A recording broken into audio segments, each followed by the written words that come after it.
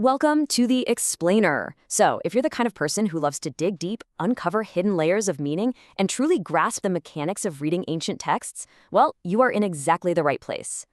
Understanding how people interpret these foundational texts is absolutely crucial for understanding history, culture, and honestly, the worldview of millions of believers around the globe. Today, we're exploring a source document that lays out a highly systematic, very practical toolkit for studying biblical texts.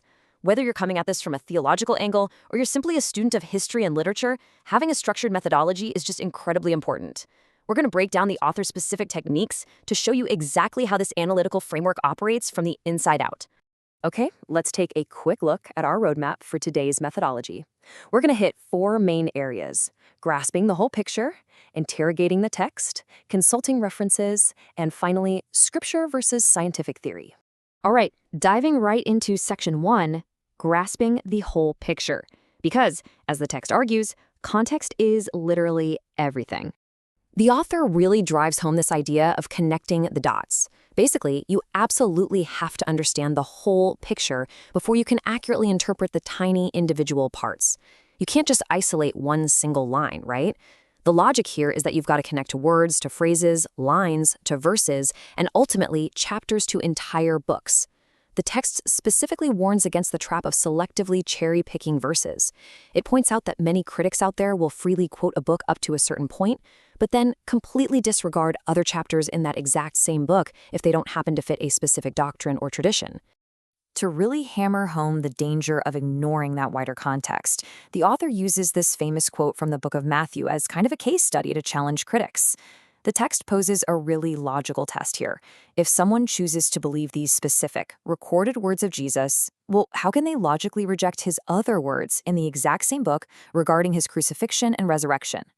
The author argues that you just can't pick and choose. You can't choose to believe some words while rejecting others spoken by the exact same person, recorded in the exact same chapter, by the exact same writer. Doing so, the text claims, relies on a totally inconsistent application of the rules, which completely disqualifies the critic's argument right out of the gate. Moving right along to section 2, interrogating the text. These are the key questions you need to be asking. So, the source material introduces this as a 7-question checklist, but if you look closely, the methodology actually breaks down into 8 distinct analytical angles that readers have to ask themselves to properly unpack a verse. It's like a giant puzzle. You have to ask, what's the main message? To whom was it written? How does it apply daily? What is the background? Why was it written? Who is the author? What were the cultural customs of the day? And finally, to what time period does it actually apply? By putting a verse through this exact, rigorous filter, the text argues that you arrive at the true intent of the content, avoiding any modern assumptions. Let's see this in action with the background question. Take this incredibly famous verse from Philippians 4:4, commanding the reader to rejoice. But as the author points out, simply reading the words on the page isn't quite enough. When you actually apply that background question, you discover that the Apostle Paul wrote this command while sitting in a literal prison cell. Wow! Understanding that severe background context entirely changes the weight of the verse, doesn't it? It shows the reader that rejoicing is supposedly possible even in the most terrible circumstances, which brings a massive depth to the text that a superficial reading would just completely miss. Now, applying that same rigorous filter to the "who is the author" question, the text places a huge emphasis on authorship to build credibility. As the source points out, Paul wrote 14 books. That's over half of the New Testament. But the text actually goes a step further by analyzing who Paul was as a person. The author highlights that Paul was a staunch Pharisee who suffered tremendously for his beliefs. The core methodological argument here is that no sane person would willingly suffer in that brutal fashion for something they knew was false. The author claims this adds immense credibility to the entirety of his writings, ensuring there aren't any hidden contradictions. Interestingly, the author also uses this contextual analysis to look at how other major world religions view the central figure of the Bible. The source notes that Buddhism views Jesus as a monk, Hinduism sees him as a yogi, and Islam views him as a prophet. The author's take is that while these religions selectively borrow from biblical history to support their own evidence, they fundamentally contradict the core biblical teachings regarding his death and resurrection. The text suggests that these varying, widespread interpretations actually highlight the historical eminence of Jesus, but it issues a strong warning: selective borrowing inevitably leads to incorrect interpretations. All right, on to Section 3, consulting references and validating the text. The source lays out a very specific two-step procedure for cross-referencing your study. Step 1. Consult at least 3 evangelical biblical sources. Think things like concordances or heavy encyclopedias. The author notes that while the original scriptures themselves don't contain errors, human translations and commentaries definitely can, so you need multiple sources to balance out any potential bias. Step 2. Consult reliable, non-biblical historical and archaeological records. For example, the author points out that early Roman and Greek historical books are frequently cited to confirm biblical events like the crucifixion. This provides solid, external validation against competing religious claims that were written centuries later. And this brings us to a huge, pivotal, rhetorical question straight from the text itself. How does one choose what to believe?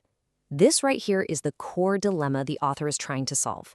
Having established all the how-to mechanics of reading the text and checking historical references, the author seamlessly pivots into a final, highly philosophical argument about the ultimate foundation of truth. Which leads perfectly into our final section: Scripture versus scientific theory. The ultimate foundation. To make this major argument, the text builds out these really specific, fascinating historical timelines. For instance, the author points out that over 2,000 years ago, the book of Job, specifically chapter 26, verse 7, stated that the earth hangs on nothing. Yet, it wasn't until around the year 1650 AD that scientists officially discovered the earth is literally suspended in space. The author's argument is that the Bible regularly preceded major scientific discoveries by millennia. They suggest that science is basically just providing the finer detail for concepts that were already fully established in ancient scripture. Let's look at another specific example from the text, this time looking at medical science. Over 2,700 years ago, the book of Leviticus detailed incredibly strict rules for isolating individuals with infectious diseases. Fast forward to the 1300s, and we see millions tragically dying during the Black Death. It actually wasn't until the 17th century that medical science officially discovered the practice of quarantine. The author makes the striking claim that millions upon millions of lives could have been saved if these ancient biblical laws regarding quarantine had just been followed centuries earlier. So the real crux of the author's argument is this massive juxtaposition. They aggressively contrast what they view as the complete, unchanging body of truth found in the Bible against the constantly shifting nature of scientific theory. The text points out that a verse like Genesis 5:2 remains totally identical and unchanged over 4,000 years.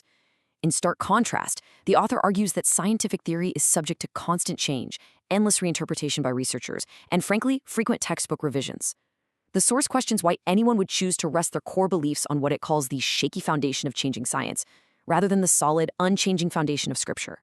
Which leaves us with this incredible, deeply provocative thought derived directly from the author's arguments. If science is continually uncovering laws and phenomena that were already written about in ancient texts thousands of years prior, does modern research actually discover truth, or is it merely catching up to it? It's a fascinating question, isn't it? One that really challenges how we view the relationship between ancient wisdom and modern discovery. Thank you so much for exploring this methodology with us on The Explainer. Keep analyzing, keep questioning, and as always, keep learning.